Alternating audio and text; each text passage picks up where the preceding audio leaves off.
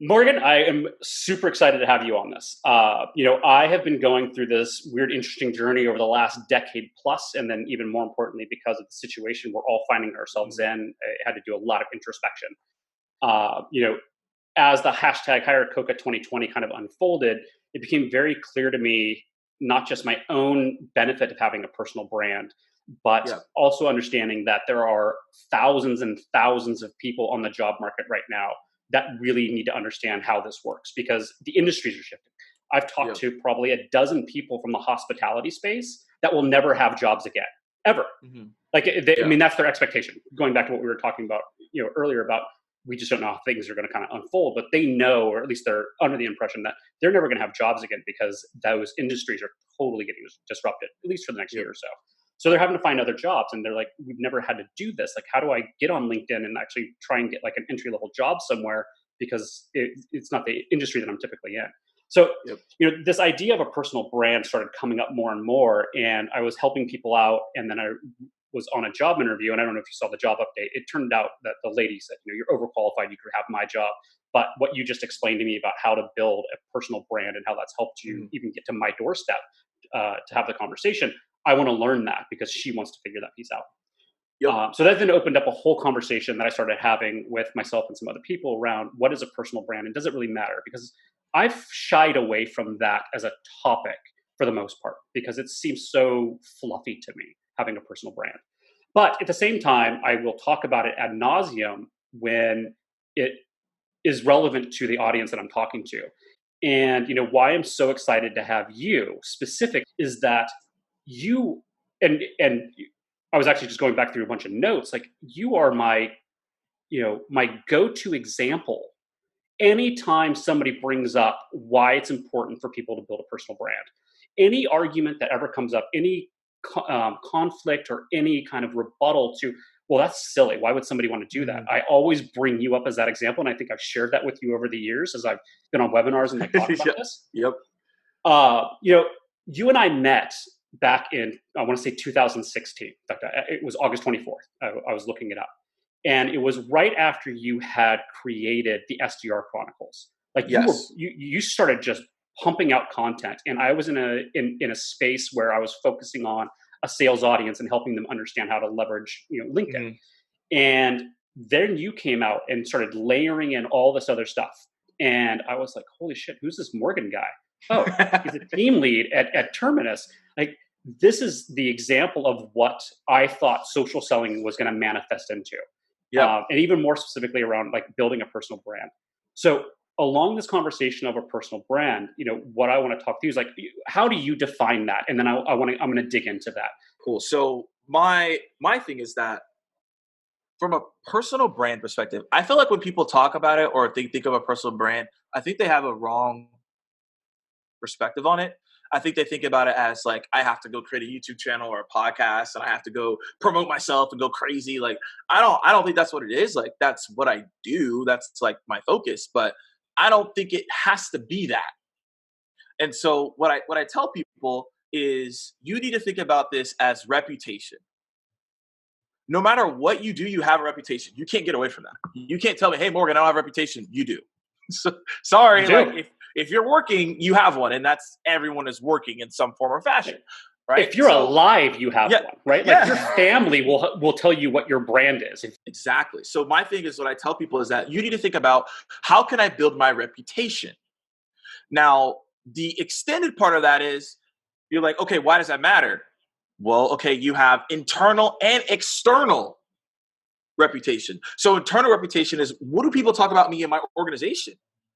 Do they like me? Do they don't like me? Right? Because if you have a great external reputation, but you don't have a good internal one, there's a problem there. Right? I've been So there. yeah, right. So like, oh, we talked about that before. So the thing is like, you gotta have a great internal reputation, and you gotta make sure that you know what's going on there. And then you have your external reputation. That's what are you putting out into the market? What's your comments? What are you liking, etc. So when I think about reputation, what I'm thinking about in this way in terms of brand is like I'm trying to make sure that I can do the most that I can to build that reputation so that it becomes a lot easier for me to access certain places that I want to When did you realize that you had a brand? And was it a conscious decision to move with it, or did you accidentally fall into it? It was a conscious decision to build a brand because I had been doing it before LinkedIn, which a lot of people don't know. Like I was making Facebook videos. I was, if you all remember this Periscope, Yeah. I was doing the Periscopes. And also I studied other people. Like I saw The Rock, for example. The Rock had a fantastic brand. If you go watch the videos and watch how he did it, because he wasn't the best wrestler. I think people can argue he probably wasn't the best wrestler, Yeah. but his brand was off the charts, and which allowed him to move into movies, which allowed him to move into all these different things, right? And so that's where I tell people to focus is that it was a conscious decision for me when I saw my brand really elevate, or I noticed it, was when I went to events. And the one that really stood out to me was Rainmaker. We met at this event 2017. No, it was it 2017? No, yeah, it was 2017. Yep, 2017. So it was Rainmaker 2017 in Atlanta. That's when I realized that That's when people were, right. I when remember people we were were in that hotel. That's right. yep, yeah, we're in the We met hotel. face to face. We went to the dinner, right? So when people, I went to the dinner, and I was like this is the crazy part. I was like 2 years out of college, right? So that's the context that you all have there. And so I went in that room, and most of the people knew who I was. How did that feel? I mean, it was incredible. I had never experienced that before, where I walk in somewhere and people knew who I was and I didn't know who they were. It's something I had never experienced before. So as I'm saying that, it shows that when you put yourself out there, that's a lot easier conversation when someone knows who you are, right? Oh yeah, Yeah. I've seen your videos. Oh yeah, cool. What did you like? And then now we're just talking, right? And then when I got to the event itself, people were coming up to me being like, "Hey, I've seen you do this, I've seen you do this," and it was crazy to me how many people had been following my journey, and I had never knew it. Right? They never messaged me, they never commented on the YouTube videos, but they saw me, and so that's when I knew that it was important because I could reach people that maybe have never seen me before, and I knew if I could stay consistent, that those people would seek me out and look for me as well. So yeah, that's when I noticed it, and the feeling is great, but you also have to be able to manage that feeling so it doesn't get to your head. Yes. I'd love to go into like the ego side of it with you. We'll save that if there's time at the end. Now, at what point? So it was a conscious decision. Some Yep. people follow into it. I think it needs to be conscious at some point if you're going to continue building it. As that was building, when did you realize I can use this for other things? Outside of the fact that, hey, everybody knows who I am and I'm doing Mhm. stuff, like now this brand is now going to allow me to move in some other direction. And I don't know if that was the move to working with John or if that was just the move in a mindset of yours. But Yep. I feel like there's always an inflection point where you're like, holy shit, I can do something with this. So the plan was never to join John. Yeah, no, I remember when the whole thing unfolded. Like, I remember having the conversation with John. I remember, Yeah. like, you were kind of hinting at things, and I was like, "What's going on here?" Like, I remember. Yeah, so there was never a plan for that. I didn't create a brand saying I'm looking to get on this guy's radar. It was never the plan at all, ever. It just happened that way. I knew though by creating a brand that it would give me one career insurance, which if people want to, I say, hey, career insurance, and then also number two is it gives me access to people that I wouldn't be able to get access to. I was an SDR at the time. The people that I was talking to as an SDR, I probably shouldn't have had access to if you would have looked at on paper, right? An SDR Yeah, probably shouldn't be able to have a conversation biweekly with the VC firm individual. Probably wouldn't happen. But by building the brand, it allowed me to get access to certain people that I never probably would have ever talked to. So I knew that it would just give me those conversations that I needed to in that moment. Exactly what that was going to look like, I didn't know, but I knew if I stayed consistent, I could get into different rooms and I could do different things that I've always wanted to do.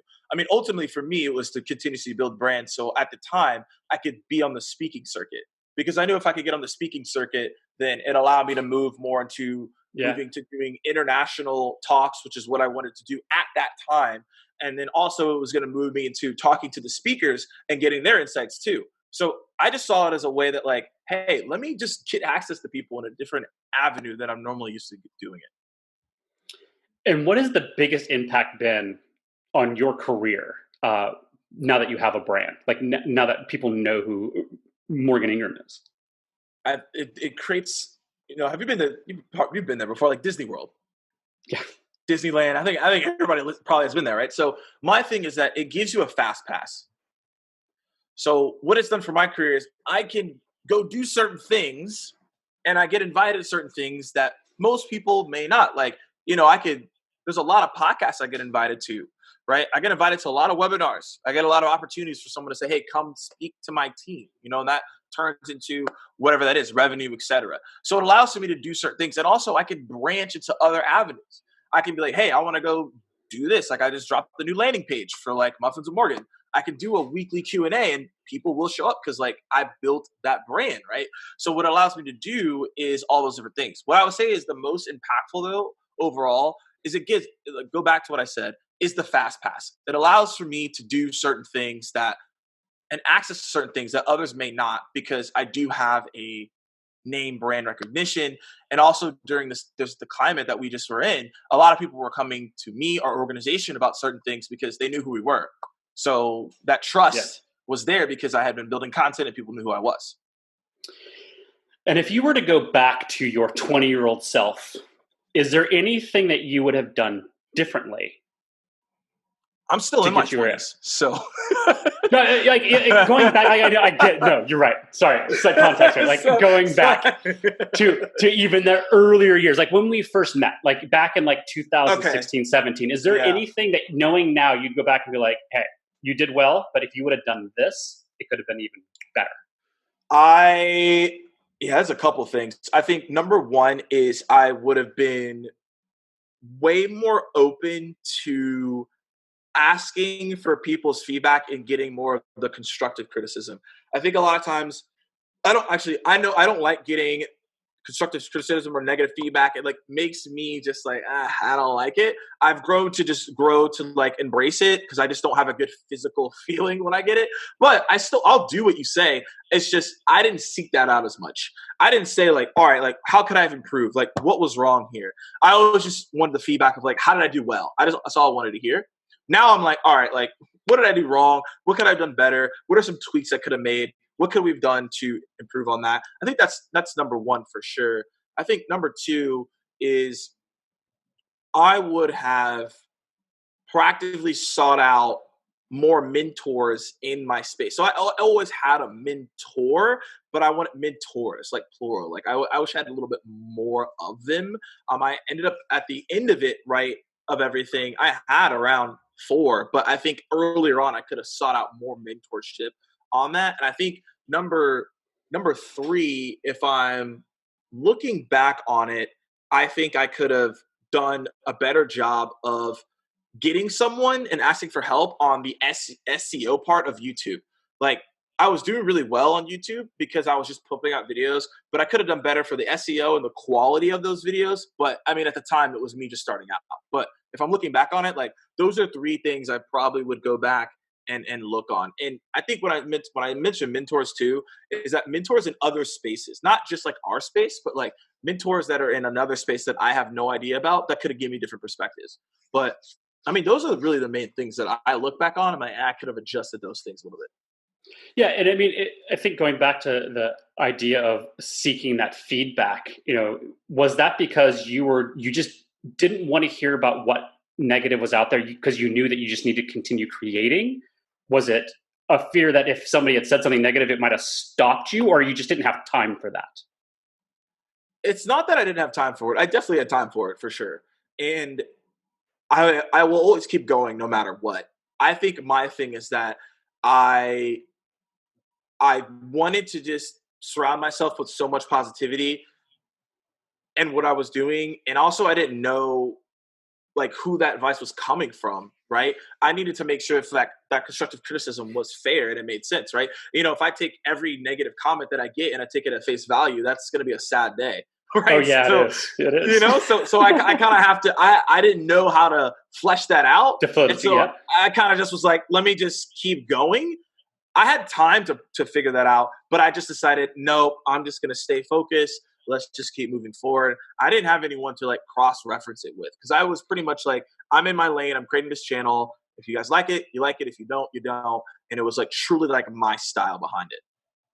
And I think that's the power behind the authenticity behind it. And Yeah. what you just talked through was the same thing that I've talked through about, like why I just create things and they're like, dude, that's really low quality. You should be able to do it better than that. I'm like, no, it's just a Yeah. matter of getting content out.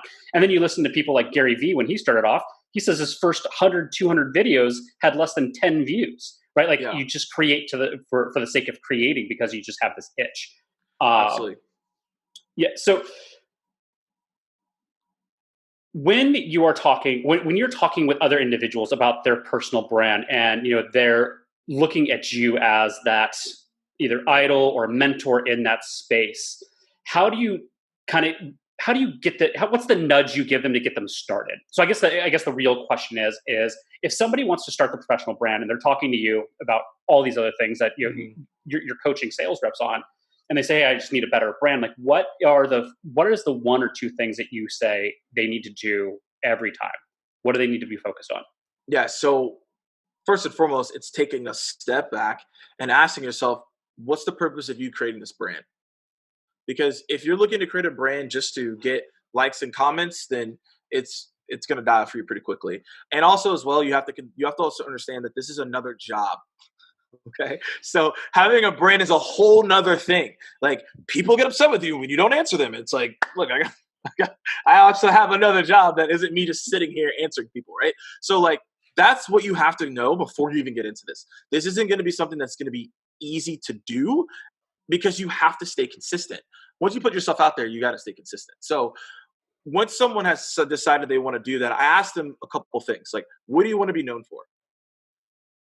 How do you want to deliver this content? Is it video, audio, text, right? What are the topics you want to talk about, right? That's what I ask people. And then once they get that understanding, then they're going to start building this content and then they're going to get a lot better about it. And that's what I tell people to focus on. Because if you can do that, it's going to be a lot better for you. Totally agree. That's amazing advice. All right. Out of respect for time, I want to let you off to your next meeting. I would love to have the ego conversation with you at some point because that's another kind of That's a area that part I've been two. exploring. Yeah, That's I've been a that's exploring that a lot a recently. I Uh, have a whole like post talk. I could talk about that for days for sure. so, all right. Thank you so much, Morgan. It's always great to see you face to face. I appreciate everything you're putting out online. I think that Muffins with Morgan is amazing. I think how you continue to build on your brand while continuing to maintain a job in that process has been amazing for me to watch as it unfolds. So keep up the great work. Appreciate it, Coco. All right. See you later.